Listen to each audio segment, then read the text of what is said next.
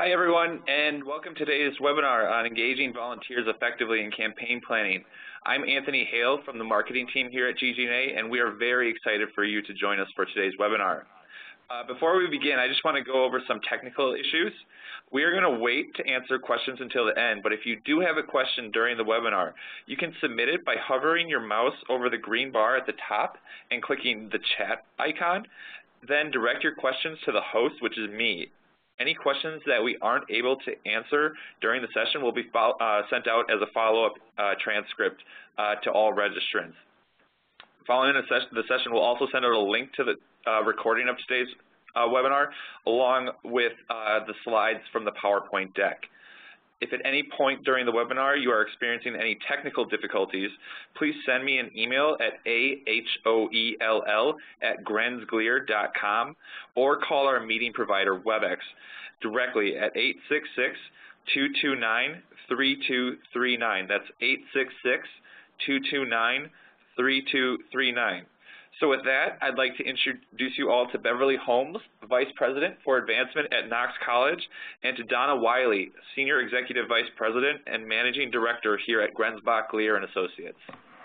Thanks, Anthony. This is Donna Wiley. We are really pleased at the representation and among those of you who enrolled for our webinar. It's a very broad range of institutions and even continents, and we're just delighted about that. So I'm going to say a few general words. I'm then going to introduce my client and friend, Bev Holmes, and ask her to tell you a bit about Knox College, and then we'll launch into the materials. We're really glad that so many of you are interested in the topic of how to engage volunteers in campaign planning. This is a firm that never went the way of believing that the work of volunteers was passé and that it was simply more efficient to have staff members do everything. That makes no sense to us. And what we're going to talk about today is not every single way that one can engage volunteers in the fundraising effort, or even every single way that one can engage volunteers in campaign planning, but some general principles, and then Bev is going to walk you through the live experience we've had with a very effective volunteer entity that we've used in our campaign planning for Knox. So Bev, thanks again for giving the time to be with us, and why don't you tell the folks a little bit about the college and what we're up to. Thank you, Donna, for including me in this discussion, and hello to everyone who's joined us. I'll give you a little bit of background about Knox College. We are a liberal arts college located in Western Illinois. We are 176 years old and have 1,400 students in a residential campus. We are one of the 40 colleges in Lauren Pope's book, Colleges That Change Lives, and have been in every version of that book. And another thing that's rather unique about Knox is that we are considered to be one of the most diverse liberal arts campuses. Right now, our student body, over 40% of them are either U.S. students of color or international. And this diversity aspect had a major role in our planning for our campaign group. Donna also asked me to tell you a few things about our fundraising efforts over the past decade or so. Prior to that, our efforts had been more ad hoc, not quite as strategic, but we have become more strategic over the last decade.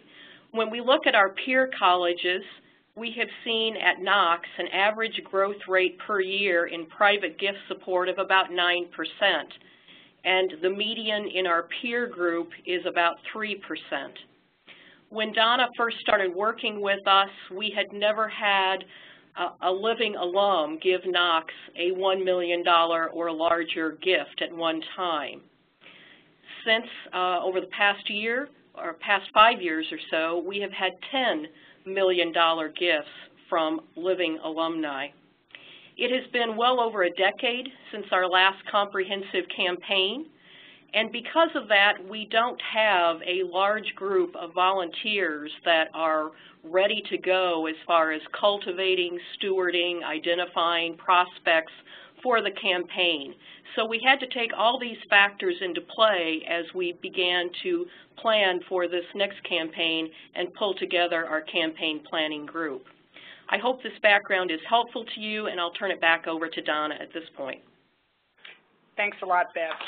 So just to give you a little bit of preview of our subject matter, we're going to talk quickly about some basic questions and issues, why engage volunteers in campaign planning at all, the ideal profile for a volunteer engaged in the early stages of campaign planning, suggestions for job descriptions, and a couple of common pitfalls and obstacles.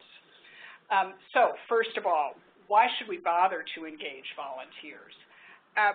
We think that it is essential, whether we're a really well-established program or one that is taking on campaign planning for the first time, to create a situation where we're not relying simply on the opinions of the staff and administrators in place to make important decisions.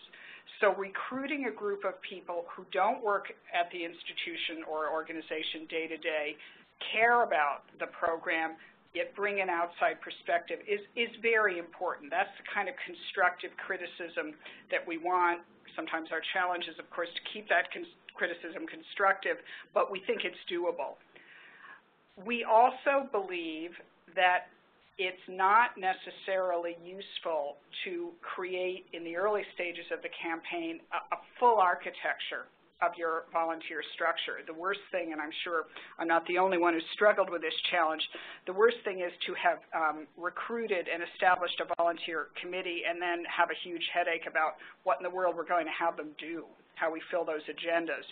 So involving volunteers at an early stage in an ad hoc, time-specific way without making a multi-year commitment can help us to think through, for this institution, for this program, what's the very best way to engage volunteers. And finally, and this is a truism, one of those truisms that is, in my view, absolutely true. Volunteers, well-engaged volunteers, can help to create and reinforce the culture of philanthropy that will help your program to bring on new donors and encourage them to give larger gifts. So who do we want to recruit? You know, when we're thinking about the best people to engage as volunteers, first of all, and I'm going to linger on this one, we must recruit people who are supportive of the institution. And another way to say that is, we'd like to recruit people who we can genuinely count on to be positive about this institution in any setting, in any group. That's very, very important. We'd like to recruit volunteers who are prepared to identify this institution at this time as being among their 2 or 3 top philanthropic priorities. The very top is always the best, of course. But that's challenging given how many institutions and charitable interests our best donors support. So among the top 2 or 3 is very good. We're talking about a project, a program that will involve our volunteers directly in hands-on work as we think through the shape of the campaign. So we need to make sure that the people we recruit will be available to attend those meetings. It's not useful, we think, to recruit people, particularly at this stage, who are simply, quote-unquote, lending their name and not really willing to roll up their sleeves and be helpful. Now maybe shifting to personality type, we'd like volunteer participants who are genuinely interested in the opinion of others. That's important. Donna, I wanted to jump in here for a minute about your predefined set of meetings. I think for something like a planning committee where each meeting grows off of the last meeting, it really is very important that the vast majority of those people be at every meeting. And we did, for our first meeting, have a couple of trustees who could not attend, and so we set up the option for remote access. The feedback we got from that was it was great to see the presentation similar to this. They could hear the presenter, but they really did not feel that they could hear the comments around the room, that they could fully participate. They couldn't participate in the breakout sessions that way. And so after that, we decided not to offer that option and instead focused on people coming together in the same room so that we could get the most out of the interaction. And I think, Bev, because you were forthright in explaining to people the reasons for that decision, it was well received.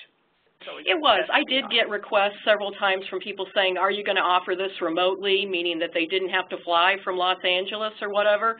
And I did take the time to explain to them the feedback that I had received and that it really would work better. And I think everybody that came to Chicago, where we had the meetings, was very happy they had done that.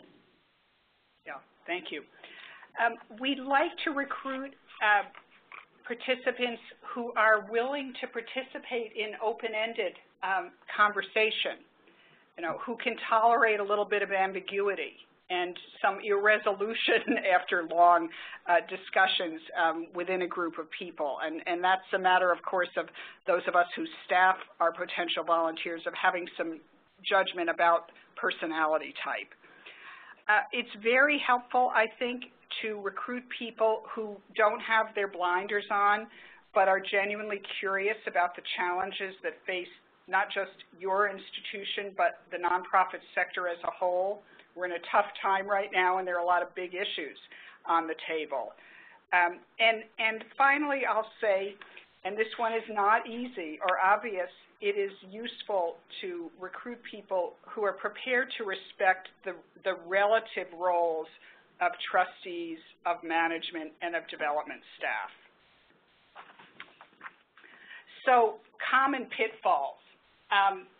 Well, the most frequent one, and I'm afraid my colleagues and I often see this when we first start working with a client, is that campaign planning volunteers are recruited too early and with too long a time frame or an open-ended time frame, so that we limit the opportunity to shape and refine our plan to engage people, or we end up with the wrong people for the wrong jobs. It's much easier to say, thank you, let's move on, if we've recruited someone for a job that has a stated end date than it is if it's open-ended, obviously. That's we could have a whole other conversation on how to manage the disengagement when that's necessary.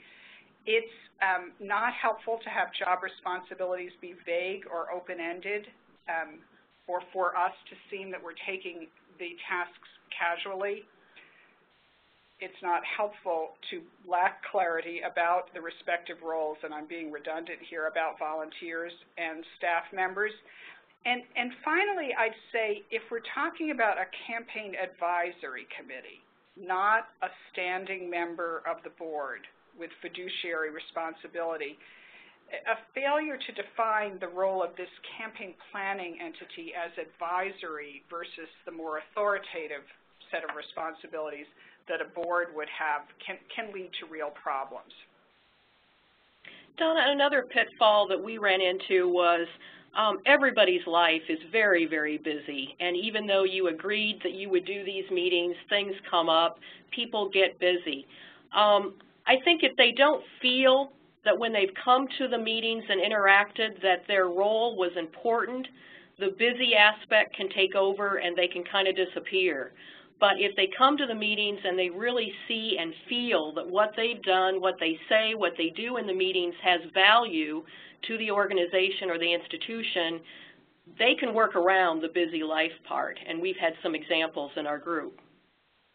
I think that's true. I think we've had some people come to your subsequent meetings who maybe wouldn't have thought of continuing in the role, and that's been great. So let's go on to the job descriptions. A couple of critical elements, and I think you could almost think of this set of bullet points as a template for your own volunteer committee. Stating a purpose and role in the context of the institution, time frame, and overall structure is very important. Defining expectations, both of time commitment and if it's appropriate to set an expectation for a philanthropic threshold of some sort, getting it right out there, very useful. Being clear about the frequency of the meetings, how often you're expecting each committee member to attend. In the Knox case, it was always. Hours of service, that sort of thing. Figuring out whether this committee reports to some other committee in your overall structure and being clear about that. And then finally, identifying by name and with contact information the staff members who will support. I can only reiterate what Donna said. For us, the job description was by far the most important part. We not only included that when we invited people, but we reiterated many of the things in our president's cover letter. And when I then spoke with people to see whether or not they would join us, those roles were really what people walked through and wanted defined even further. So when we get to the actual meetings, I just want to make a couple of comments. And I guess I'd say about that these comments really go beyond this specific campaign planning function. How do we measure success in terms of a volunteer meeting? First of all, we believe that we should have sent some homework or tasks to be completed before the meetings so that we have a pretty good chance that every volunteer participant will show up prepared to comment on the material. What we don't want is to set up a dynamic where the committee members, the volunteers, are audience to the staff and the administration.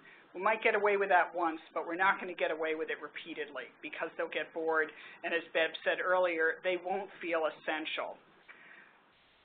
We'd like very much to create the opportunity for some actual work during the meeting. Again, Bev's going to talk in a little bit about how we accomplish that for Knox. I believe, and I've always believed this, that it's the role of the committee chair or chairs to ensure that every committee member who attends each meeting speaks. And if someone is quiet or reserved, that means reaching out at a certain point and saying, Catherine, we haven't heard from you. What do you think? What do you think about what Bev just said? And finally, and obviously this links back to the first bullet point, making sure that every member of the committee leaves the meeting understanding what the next tasks are to be accomplished so that we create and sustain an environment of real purpose and structure throughout the process. Bev, I think you're now going to talk a little bit about the Knox experience. But you'll note in regard to the Knox experience that we actually called our committee the Campaign Advisory Committee versus a Campaign Planning Committee. This was a nuance of our culture here at Knox. I'm not sure that you would need to do this, but there were questions on campus as to whether or not this group meeting in Chicago was really going to be planning the campaign. And so we felt not only for the culture back on campus, but also for clarity of our volunteers, that the right title for Knox was Campaign Advisory Committee. They were a focus group. They were coming together to help us understand if we were on the right track and to ask us the right questions. So we used that title. I mentioned earlier about the diversity of our campus. Our president had been on for about 9 months when we started talking about putting this committee together. She made it very clear that she wanted the committee to represent the look of our current campus. She wanted diversity of age, ethnicity, constituent status. She wanted new people in that room that had not participated in the last campaign. So we started by pulling together sort of our pool of prospects, candidates. We found about 43 or so. We culled that back to 37, and each of them got a letter from our president and the job description. And as Donna and I talked about earlier, the letter and the job description played off each other and really pointed out how many meetings. We gave the first 2 dates of the meetings to ensure that people would at least make the first 2 meetings if at all possible. talked about that, it'd be an ad hoc committee, would not continue on after, say, 10 months or so. Then I followed up with all 37 people. You'd like to think that some of them were so excited they would have called me directly and said, count me in. But as we all know in our jobs, that's not really the way it works. So I called all 37. I had probably 30 to 45-minute conversations with each of them because, again, they wanted to find out exactly what is the role that they would play. And we decided at the beginning of the conversation that at the end of the call, we would make a decision whether or not they would join the group or we would decide that there was a better opportunity for them at another time. So in the end, I had 21 yeses, 15 nos, and only one person didn't ever return my phone calls. The mix of the group turned out to be 8 trustees, which was about 38% of the group. There were 4 people from the 1960s, 3 from the 1970s, 4 from the 1980s, 5 from the 1990s, 1 from 2000s, and then 3 parents. 2 of the parents had current students at Knox, 1 was a former parent, but all 3 of the parents had some connection to fundraising. Either they do it as part of their job or they're very actively involved with nonprofit organizations. We felt we needed this level of knowledge from the parents to fully participate. We also had 1 friend, and then we had 1 honorary member. She is the mother of one of the co-chairs. She has participated in probably more comprehensive campaigns than anybody I know of, and so our president interacts with her between each of the meetings. As I said earlier, we hosted these meetings in Chicago. We decided that we did not want to make people do the 3.5-hour drive from Chicago down to Galesburg or do that connector flight. We had some people, as I mentioned, busy lives with young children. They wanted to be able to leave New York City on that first flight in the morning, come into Chicago, participate in the meeting, turn around, jump on a flight, and get home that evening. We did them in downtown Chicago at Skadden Arps, which is a law firm. One of our co-chairs is a lawyer there, a brand new building, high up on a nice floor overlooking the Chicago skyline. They had nice facilities, great AV facilities, and most important for our volunteers, I always got comments that they had excellent food. So we all know food works with students, but food works with volunteers as well. Our first meeting was held in April. We began that meeting the night before with a dinner. Our president had not met many of these people, so it gave her an opportunity to meet them, to make some opening remarks and thank everyone for their participation. And the focus of our first meeting really was committee education. We had half-hour presentations by various administrative staff members with then a half-hour follow-up of each presentation of Q&A, where the participants could ask questions. And then we did 3 breakout sessions. The focus of these, the first meeting was philanthropy. Let's get the volunteers thinking about why we're here, what do people think about philanthropy, where does Knox College rank among their philanthropic organizations, and some major brainstorming with a $10 million gift idea. One never knows how successful these breakout groups will be. But in the end, I think they worked really well, and I think this is where people felt they had the value. We had 6 to 8 people in each group. There was lively discussion. We came back out of those breakout groups and reported back to the full group again. And what I was really excited about, I was concerned that there might be an issue since we had 8 trustees sitting there, that we would have some people that felt intimidated or didn't want to talk. And we did not see this at all. People really were willing and very able to speak up. The meetings all ran from about 9 in the morning till 2 in the afternoon, and we can move on to our second meeting, which was in September. But there was this homework aspect. Donna, do you want to add? Yeah, sorry, I just wanted to interrupt you for a moment to comment on the breakout discussions, and just to reiterate that Bev and I spent a lot of time talking and worrying in advance about whether this notion of having them work as small groups would fly or would fall on its face.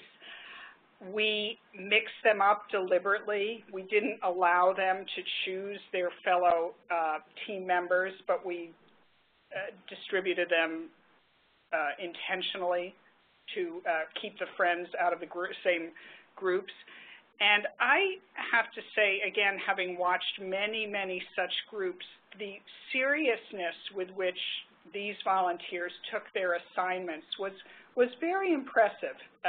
I think we elicited some outcomes that we might have predicted, but some that were genuinely surprising and useful and fed into our planning for the next meeting.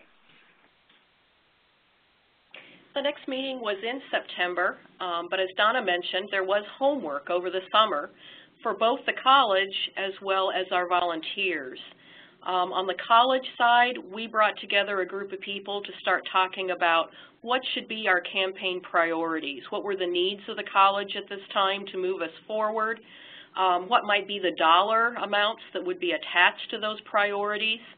At the same time, the 21 volunteers were reviewing lists that I had sent them. For alumni, I sent them lists of the classmates that would have been at Knox when they were here. The assignment was for them to go through and identify who they know, to be able to identify what level, perhaps by dollar amount, that this person might be able to give in a campaign. What I really found was most of our alumni do not know how wealthy their classmates are, or what their giving is and what they might be able to give. But what we did get out of this exercise was we identified new people for my prospect researcher that we had not had on our list before. They would give me anecdotes of, I follow this person on Facebook, here's their job, they look important. I remember when their parents came to campus, they appeared to be wealthy, those kind of things that gave us a hint that maybe these are some people that we should be looking at. For parents, I ended up giving them a list of people, Knox alumni and other parents in their area, like Minneapolis or whatever. And they went through and identified whether or not they know any of these people from their work, either their job of fundraising or the organizations that they work with.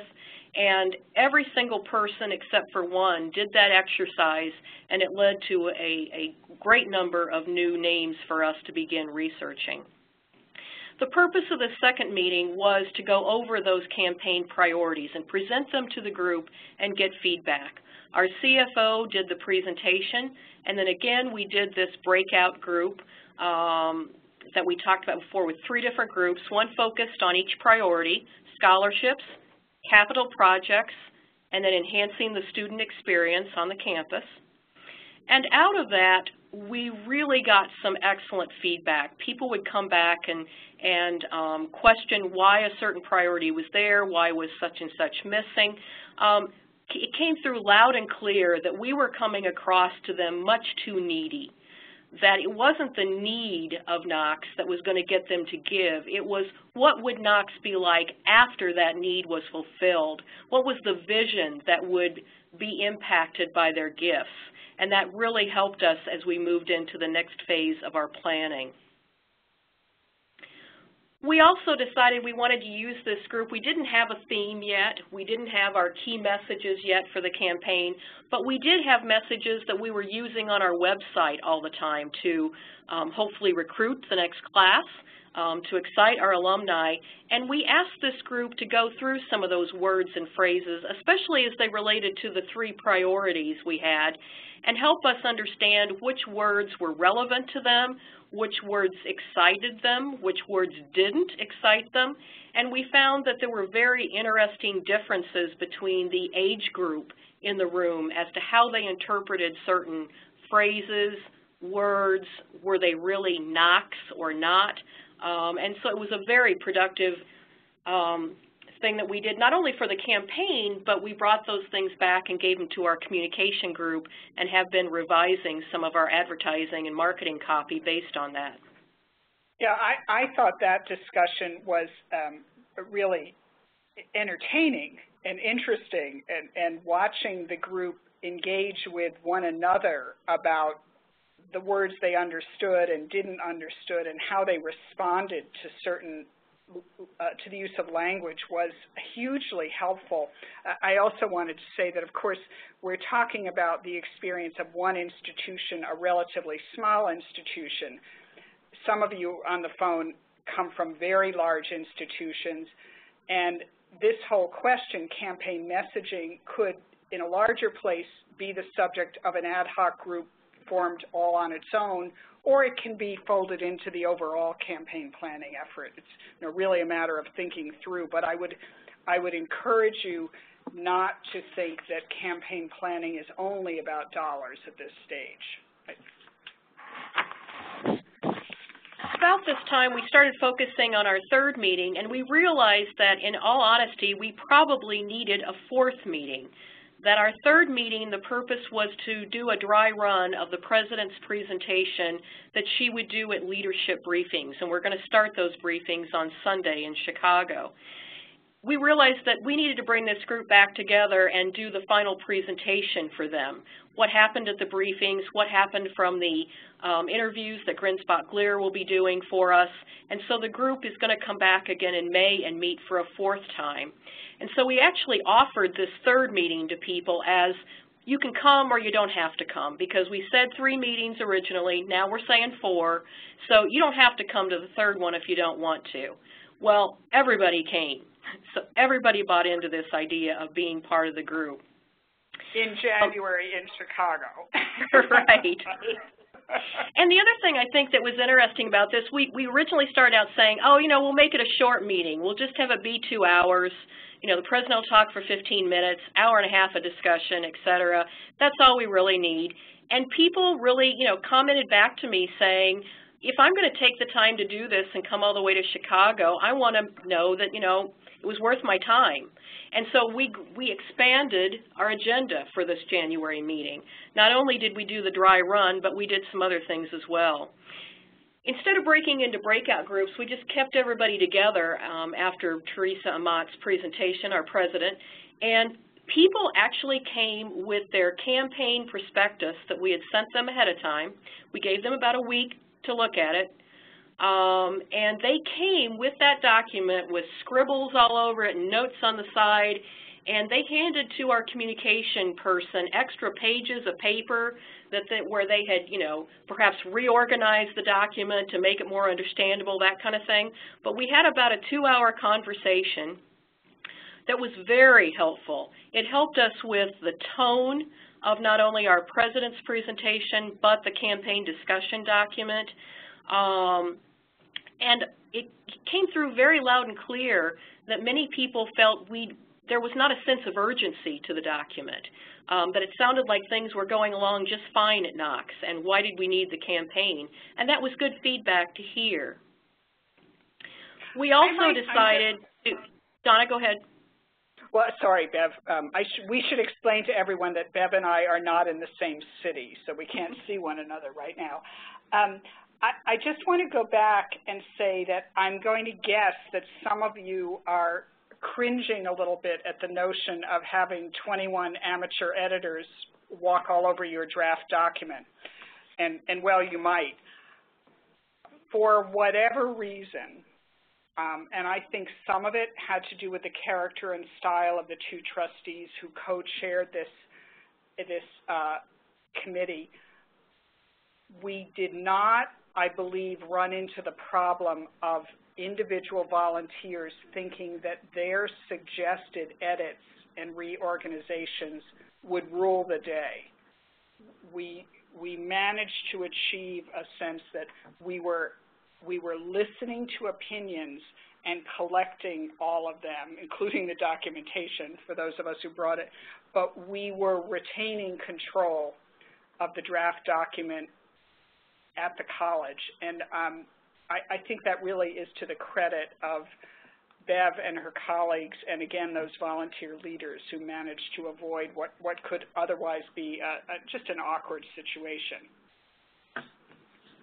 We spent the rest of the meeting talking, since many of the people in the room had never really been through a campaign, especially a campaign at Knox, we spent time talking about what happens between January and May when they come back.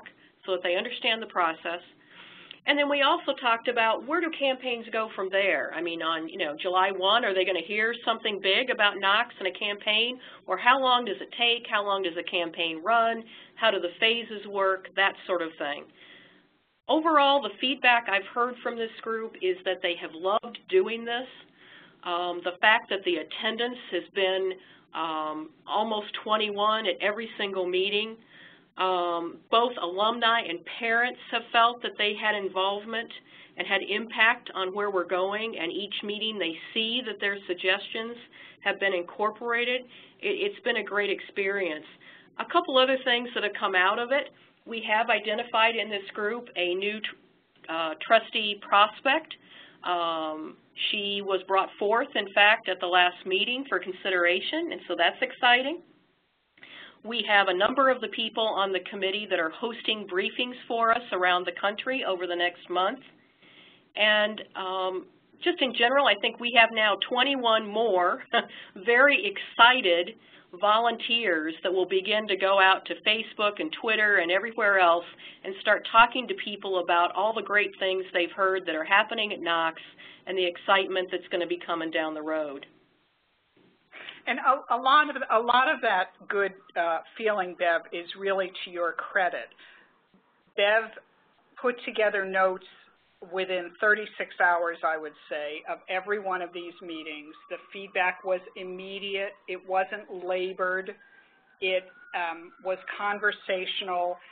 And I think a lot of the work between the meetings in terms of communications really helped to, again, sustain the impression with these volunteers that they were part of something. They weren't just coming to meetings, but they were really contributing to good work on behalf of the college they cared about. So that's been just terrific. So we're going to end with just a couple of slides just to, on the subject of, again, where we started, of why we're engaging volunteers at all. And I remember began with comments about things like the importance of constructive criticism from insiders and a couple of other points. The fundamental truth, and this is just as true now as it has been throughout most of our careers, is that happily engaged volunteers are your very best donors. And we're just going to look at a couple of slides, too, in fact, and I know many of you have looked at these sets of data on your own. But these are both drawn from the most recent version of the Bank of America survey of high net worth individuals. It's a fascinating review, and I would encourage any of you to delve into this complicated survey that takes place routinely. So two things. One was that the Bank of America went out to ask across a range of about 1,000 high net worth individuals, how much time did you spend last year volunteering? And the results are pretty extraordinary. I mean, on average, 145 hours a year sitting on a board or boards. That's 3 hours a week. And even though fundraising is the lowest of these 6 categories, again, 53 hours is an hour a week. These are anonymous surveys. There was no reason for them to lie. We have pretty good reason to believe that it's solid data. Now, the next slide is even more encouraging, I think, where we, the participants were simply asked to think about what motivates higher levels of giving to their charitable interests. I mean, first of all, we all know that overall giving was higher in 2011 than in 2009. But in respect to the Campaign Planning Committee or Campaign Advisory Committee effort, I'm just going to point you to the 4th set of bar charts. Volunteered in a role other than a board member, even without fiduciary responsibility, difference between 60,000 and 75,000 is a 25% difference. It's notable. So I would say even if you were skeptical or not interested in any of the other more qualitative reasons to engage volunteers, this quantitative data, I think, tells the story. So thank you very much for listening to us. Bev and I think, have enjoyed putting this together. And now I think Anthony is going to push out some questions to us.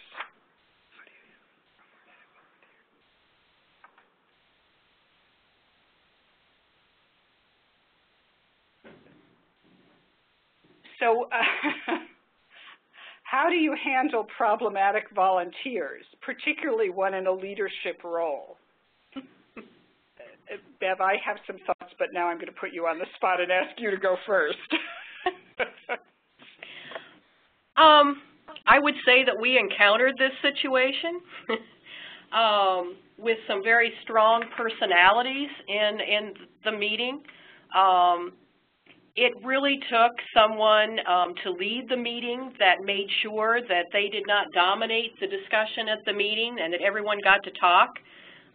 It meant that we tended to separate those people when we went into our separate focus groups, but it really does take a person managing that situation so that it doesn't interfere with the experience of the rest of the volunteers. Which I think just reinforces, and we didn't dwell on this much, the very high level of importance that we need to give to the recruitment of the volunteer leaders for these efforts.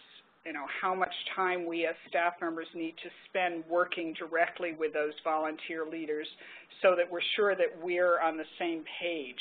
Now, how do you handle a problematic volunteer who is in a leadership role? Well, first of all, you apply all those tests about recruiting volunteers that I identified 45 minutes ago. I think it's a good question. I think it's really awkward. And I think it's one of the more complicated aspects of this relationship of any of us at nonprofit institutions with our volunteer leadership. There is no real correlate in the for-profit sector that we are working with each of them not only to get the task done, but also with them as individual donors. So I think the more that we can do to be clear about roles, if we're talking about an ongoing commitment like a board membership, to institute an annual self-review process, to treat these jobs like jobs in every sense of the way of the word, except in the compensation sense, can help. But really, the next best fallback is to recruit a volunteer leader who is a little bit higher up the ladder to help deliver that message so that it doesn't fall entirely on the staff. Any other questions? No? Well, another question that we were asked is a little bit off topic but relevant, I think, which is asking for some examples of non-financial campaign goals. And I would name several. One would be that we use our fundraising campaigns to increase the visibility and prestige of the institution overall. I think we should be working deliberately to broaden the ranks of volunteers who are engaged with our institution and program so that we have a sort of pipeline of future volunteer leaders. We should be populating a pipeline of younger prospective donors by figuring out a way to engage those folks. Those come to mind right immediately. Bev, what might you add?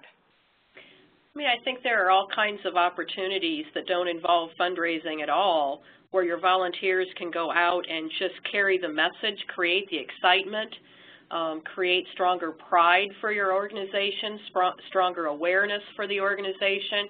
I have some volunteers now that are working, or going to begin to start working, that are writing thank you notes and things to people that don't want to be out asking for money but want to play a role and a positive role, and certainly that stewardship role is a really important one.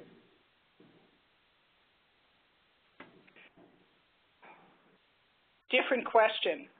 What do you say to a volunteer who says, my time is my contribution? I don't need to give a financial gift. I have a pretty clear response to that question. Bev, have you heard that? What have you said, or what would you say? I haven't heard it that much. I mean, sometimes I do, but in general, we have encouraged those people to just be counted. It doesn't really matter what size gifts they give, but that they do need to be counted in some way as a donor. I think I would say, and I'm going to start with education, but this is a message that could be modified for healthcare or cultural institutions or an NGO appropriately, that institutions like ours that in the nonprofit sector have three sources of income. We have earned income, tuition, membership, the gate, whatever our clinical income, whatever our version of earned income is. We have endowment income, and we have charitable gifts. We need all three of those. And if we have people in visible leadership roles who choose not to make this institution a philanthropic priority, that damages or weakens our credibility with other potential donors. We must have all of our volunteer leaders making gifts every year. Donna, one thing that did just come to mind when I was thinking about it, we did actually, now that I think about it, experience this with our alumni council. In the past, our alumni council did not say that people that were part of the council should be donors to Knox.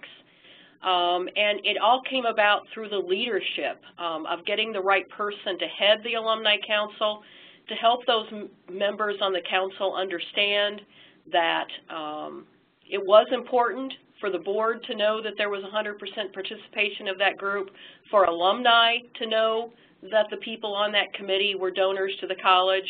And so through the leadership of some very strong presidents of our alumni council, we have completely turned that around to 100% participation.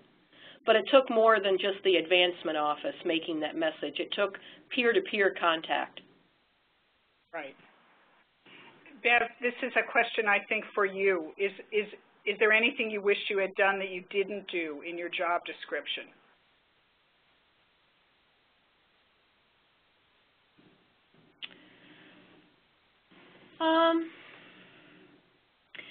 No, not really. I think it pretty much covered everything as far as, I've even had people come up to me at the last meeting and say, I think you said I was supposed to host an event. You haven't called me to do that. And I needed to explain to them that we had enough hosts already. So maybe to have clarified a little bit in there that perhaps not everyone will be asked to do each of these things, so that the person didn't feel hurt in any way that she wasn't asked to do an event. But I think it was clear enough, it covered everything, and I don't think I'd change anything in the description. If I had to change something about this, I would have loved that one of the meetings would have been on our campus. Some of the members on the committee have not been back for a while. I think as we talked about some of the needs of the campus, it would have been easier to have done a tour of the campus and show people. But again, just in order to meet the needs of the committee, we felt it was more important to allow them to do these meetings in a one-day turnaround than bring them all the way to the campus. And I think practically speaking, I joked before about the fact that we met in Chicago in January. There was some weather that weekend. We would have lost some people. We would have lost some people who just never made it to the very small connecting flight to Peoria, and that's, practical consideration.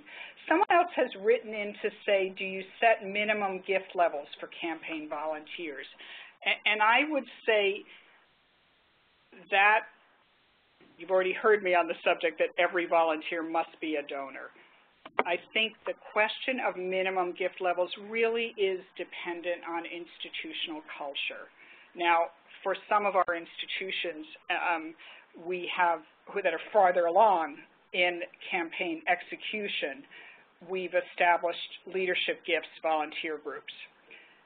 Well, it's very important, and this is again one of those truisms that is true, that if we have volunteers engaged in asking people for 7- and 8-figure gifts, it will be a rare situation to populate that committee with someone who isn't making a gift of that size, him or herself. In Knox's case, Bev has said this is a very democratic institution and a kind of not a lot of ego displayed in the Knox College culture. So we didn't set a minimum gift level. I'm pretty confident that giving is going to go up from this committee, though. Do you agree, Bev? Oh, I do, yeah. Yeah, one of the interesting things we also looked at in the beginning that I'm happy we did was when I put my first list of people together, I did have some couples on there where it was both a husband and a wife or spouse, partner, whatever. And in the end, we decided we didn't want to do that. We just wanted one person representing the group. And I had a very interesting situation happen where I was trying to follow up and contact this person, and I'd call the office, they were never around. I called home, they were never around. I finally called home again, and I got the wife, and we had asked the husband to be part of the panel, and she explained that they had talked and he wasn't going to be able to do it. And I kept talking to her and talking about her family and what was going on and everything. And finally I said to her, well, if he can't do it, would you be interested in doing it? And she was so excited to be asked that he had said, why don't you volunteer? And she was too shy to say, would you take me instead?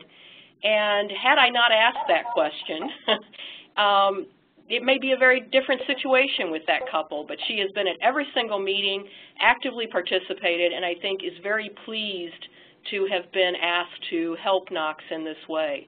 So always keep that in mind if indeed that person is someone you would be willing to have on the committee.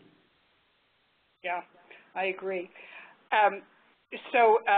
Someone has just written in to ask what role, if any, the firm, GG+A, played in the committee orientation. And let me make a couple of comments about that, and then I'll be interested to hear what Bev has to say.